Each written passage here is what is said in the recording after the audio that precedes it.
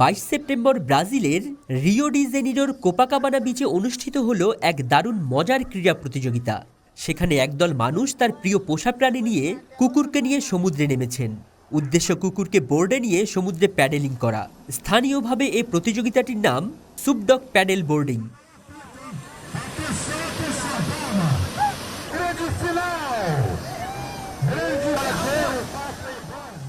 রবিবার প্রতিযোগিতা শুরুর আগেই স্থানীয়রা তাদের প্রিয় কুকুর নিয়ে সৈকতে হাজির হন।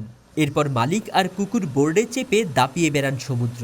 যারা এই প্রতিযোগিতায় বিজয়ী হন তাদের জন্য মেডেল সহ রয়েছে আরও আকর্ষণীয় পুরস্কার।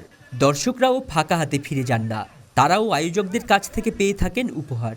এই প্রতিযোগিতাটি মূলত পশুপ্রেমীদের সঙ্গে প্রাণীদের সক্রিয় হতে উৎসাহিত করে।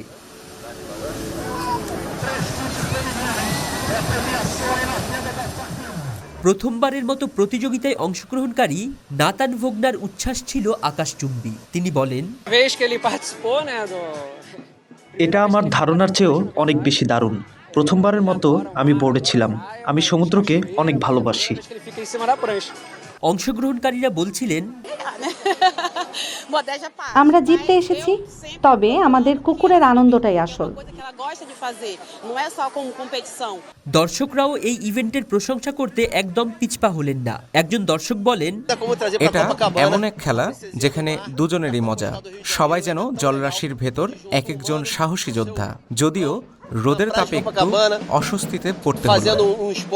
কুকুর ও মালিকের বন্ধুত্বের এই আনন্দ সত্যি অসাধারণ। ভাবুন, কুকুরেরা প্যাডেলিং করছে আর মালিকরা উৎসাহ দিচ্ছেন। এটাই তো এই খেলার সবচেয়ে মজার দৃশ্য।